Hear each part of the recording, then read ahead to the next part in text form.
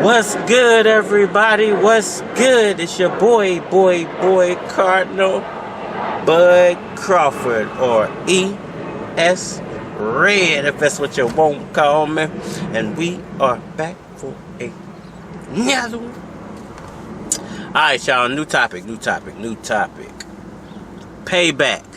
Was Terence Crawford set up by Bob Arum to lose to Errol Spence Jr. for undisputed? Alright, y'all, so let's dive into this topic. Was Terence Bud Crawford set up to lose to Errol Spence Jr., or did he set himself up to lose to Errol Spence Jr. by not re-signing with Bob Arum? Did Bob Arum see the future of Terence Crawford and not being signed with Top Rank as him losing to Errol Spence Jr.? When it comes to did Bob Arum set him up, listen, I wouldn't say he purposely put in motion anything to have Terence Crawford lose to Errol Spence Jr. But I think he saw the future in what could possibly come down the road for Terence Crawford if he didn't re-sign with Top Rank Boxing. I think because he built the monster, he built the Frankenstein that is Terence Crawford, he knew how to destroy the monster as well. And I think when money started to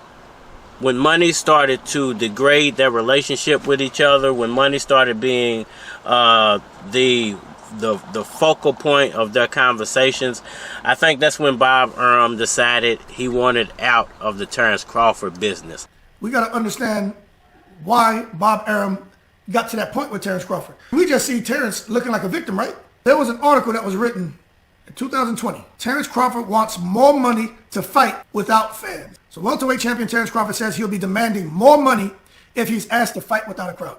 I think when he discovered that he was losing money, nearly $1 million, I think he said $500,000 or $1 million on every Terence Crawford fight that he was putting on, he decided, you know what, I don't really need this guy at this point. I don't need the problems that come along with him now that he's wanting to renegotiate contracts, because he's got a built-in fan base now, and his fans are demanding that he renegotiate his contract, that he add new stipulations, that he completely leave Top Rank. I think Bob Arum at that point decided, if I let this guy go, he's going to self-destruct. The hang-up has been and continues to be on the Terence Crawford side as far as the money he feels he deserves. You can see what's coming down the line for somebody with the decision-making that they are doing. And there was a lot going on in the renegotiation process between Top Rank and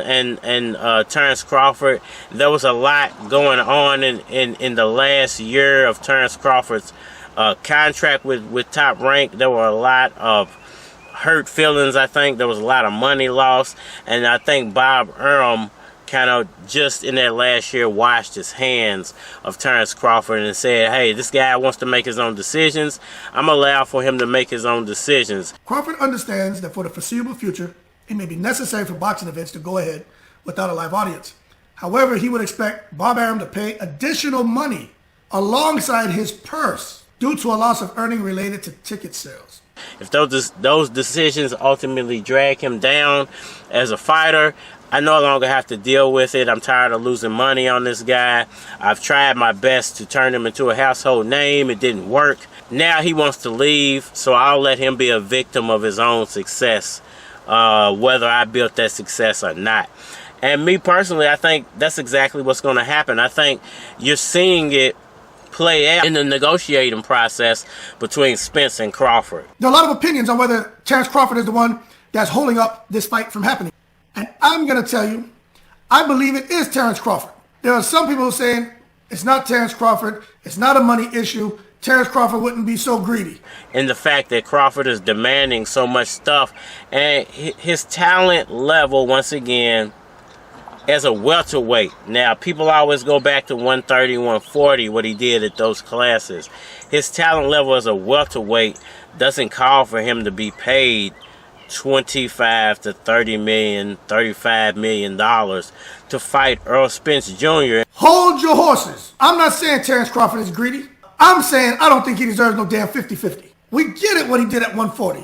He deserves to be paid handsomely, but he doesn't deserve 50%. In fact, it calls for somewhere around, if you ask me, $15 million. And I think this is what Bob Arum was trying to get Terence Crawford to understand. That your talent level has only gotten you so far. That your talent level was only bringing in a certain dollar amount, and I need you to do more. You either have to be more entertaining outside of the boxing ring as far as your personality goes, or you have to find a new way or a new gimmick inside the boxing ring to draw in newer, younger audiences and have them want to purchase your fights. And I think Terence Crawford did neither one of those things. He didn't refine his out of the ring personality. I think his personality is kind of set in stone. He's one of those kind of laid back type of people who they do a set thing pretty much on a daily basis. His life is pretty much boxing, so I wouldn't be surprised if that's all he does on a daily basis. And I'm pretty sure Errol Spence is the complete opposite. I know Errol Spence is dedicated to boxing, but he seems to have more of a social life outside of boxing than Terence Crawford does. And I think, you know, inside of the ring, he didn't add a new wrinkle. He doesn't do like the Matador stuff that Vasily Lomachenko does. He's not a knockout artist or a speedster like Manny Pacquiao was. He's not a full-fledged personality like Floyd Mayweather was. So it's hard to sell Terence Crawford as entertainment other than just straight boxing. And if you're not already a fan of Terence Crawford as just a straight boxer, there's nothing about his in-the-ring persona or outside of the ring persona that's going to draw you in and make you a new fan of Terence Crawford. So I think that, as well as the fact that Bob Arum was having all of these behind-the-scenes issues with Terence Crawford and negotiating problems, and Terence Crawford demanding new money and wanting more and more and more, I think those were reasons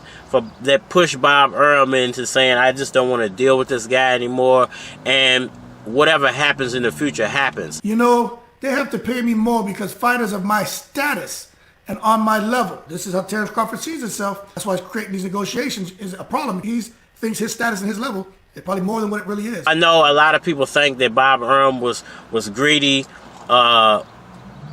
with the title belt. Like the only reason he kept certain fighters around was to hold title belts. So he would sign this fighter so he could keep the WBO title in-house, or he would get this fighter to fight this fighter so he would, even if one of them lost, that the belt was still with him. I don't feel that way. I don't think Bob Arum cares about titles. I don't think he cares about fighters. I think he cares about money, putting butts in seats, tuning viewers in, and recouping off of his investment. I think that's the only thing he cares about.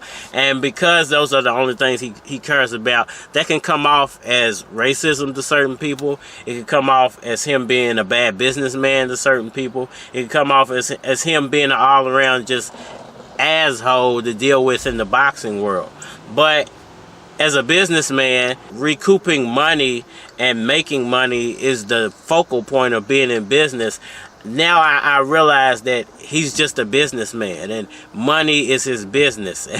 If he's not making money, he doesn't need you around. And I think Terence Crawford, he built Terence Crawford up to be something in the future, and Terence Crawford, in the process of that, kind of caught the big head. Now he's going to become a victim of catching the big head. He's going to be a victim of his own success with Top Rank, and that success was manufactured by Bob Arum. And the one who could kill the Frankenstein monster is the one who built the Frankenstein monster, and that was Bob Arum. And I think by Bob Arum dropping Terence Crawford, that was a death knell to the rest of his career. And I think the Errol Spence fight, when it does happen, is going to be the kryptonite that killed Superbud.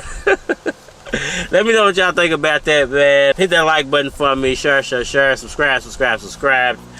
Holler at me on all social media platforms, Facebook, Instagram, YouTube. You're more than likely to get a response on YouTube than any other social media platform. Holler at me over there if you want a response. It's your boy, Cardinal Bud Crawford, or E.S. Red, if that's what you want to call me. And I think we are out of here. Knock a nigga head off the road, get your head right.